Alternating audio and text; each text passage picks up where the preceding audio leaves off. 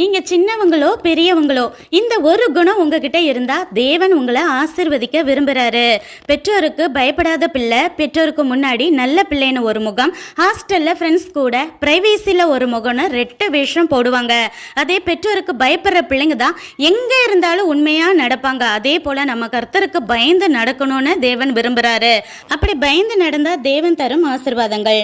Number 1, தேவன் எல்லார் மேலும் கிருபையா இருக்கிறார் என்றாலும் தமக்கு பயந்தவர்களுக்கு நித்திய கிருபையோடு இறங்குவேன்னு வாக்கு கொடுக்கிறாரு.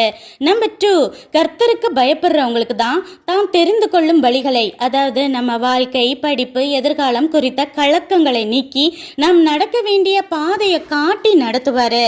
நம்பர் 3, கர்த்தருக்கு பயந்தவர்கள்ட்ட தான் அவர் ரகசியங்களை சொல்லுவாராம். சோதம் கொமராவை அழிக்கிறதுக்கு முன்னாடி தேவன் ஆபிரகாமிட்ட சொன்னாரே, அதே போல நம்மகிட்டையும் சொல்லுவாரு. 100 தீர்க்கதரிசிகளை மறைச்சு வச்சு சாப்பாடும் தண்ணியும் கொடுக்கறது தெரிஞ்சா ஆகா பேசபெல்லால உயிருக்கு ஆபத்துன்னு தெரிஞ்சும் உதவி செய்து நான் சிறு வயது முதல் கர்த்தருக்கு பயந்து நடக்கிறவன் என எலியா கிட்ட சொன்ன உபதியா போல நம்மளை குறித்து சொல்ல முடியுமா? கடைசி காலத்தில் அன்பு மட்டும் இல்ல, தேவ பயமும் தனிஞ்சு போச்சு.